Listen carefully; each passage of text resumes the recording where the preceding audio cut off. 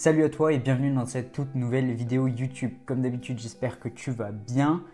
Aujourd'hui, on continue de décortiquer ensemble ce qui fait le succès des entrepreneurs. Je te propose pour la première fois, après avoir posté plus de 11 vidéos sur ma chaîne YouTube, de se concentrer sur l'origine de toute aventure entrepreneuriale ou de tout projet, à savoir l'idée. On va tout de suite commencer par déconstruire ensemble le mythe de la bonne idée parce que dans 80% des cas, la bonne idée n'existe pas.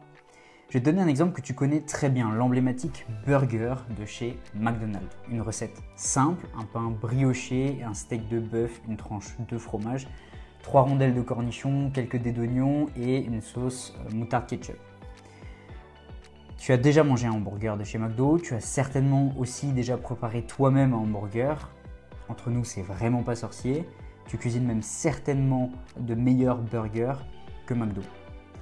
Mais si tu sais toi-même cuisiner des burgers et que probablement tu sais même cuisiner de meilleurs burgers que McDo, pourquoi ce n'est pas toi à la tête de cette multinationale de la restauration rapide qui pèse à l'heure actuelle, à l'heure à laquelle je tourne cette vidéo, 207,52 milliards de dollars. Tout simplement parce que le génie de McDo ne réside pas dans une idée particulièrement révolutionnaire ni dans une recette miracle, mais dans un système efficace, une stratégie marketing puissante et une rapidité d'exécution qui est juste phénoménale. Pour te donner un petit aperçu, et je vais prendre seulement le cas de figure de la France, le premier McDonald's français ouvre le 17 septembre 1979 dans ma ville de Cœur à Strasbourg.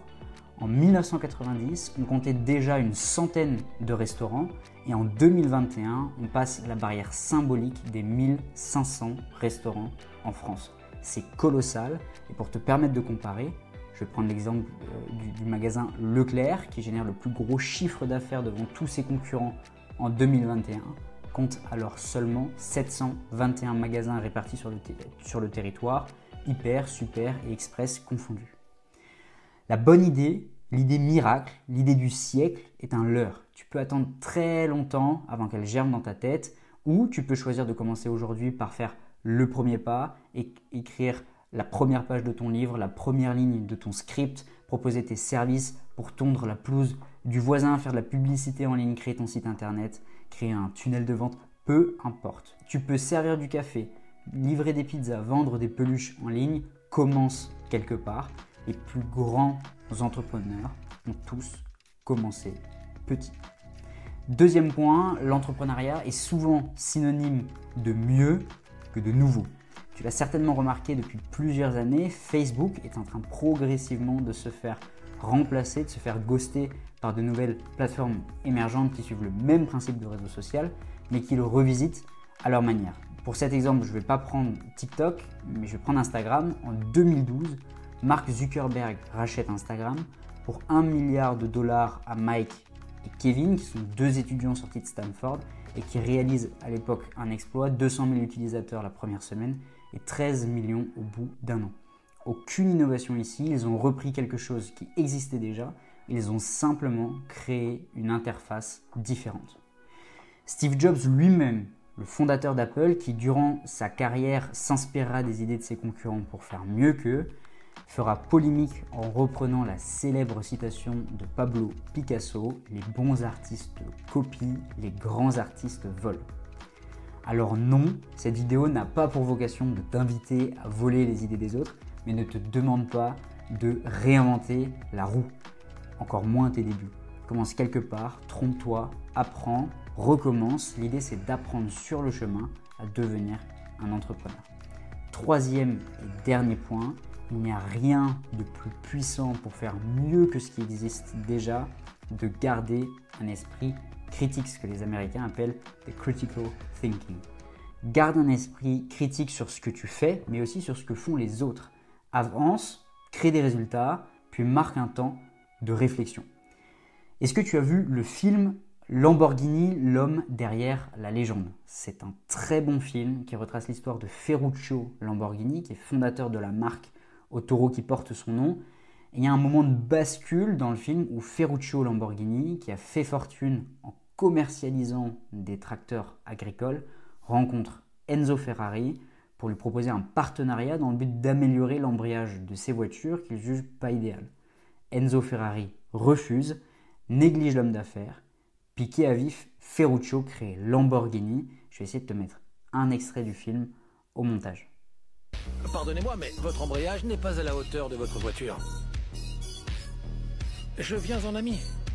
Et je suis sûr que vous le savez. Je suis sûr que je ne suis pas le premier à le signaler. J'ai une solution. Pourquoi ne pas envisager un partenariat Ferrari-Lamborghini? On fera les meilleures voitures du monde. Retournez à votre acteur, monsieur le fermier.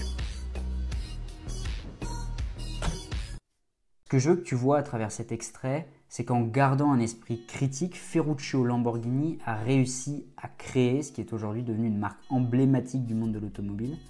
En 1966, 3 ans seulement après le lancement de sa nouvelle entreprise, il crée la surprise générale avec la Lamborghini Miura, considérée à l'époque comme la voiture la plus rapide du monde.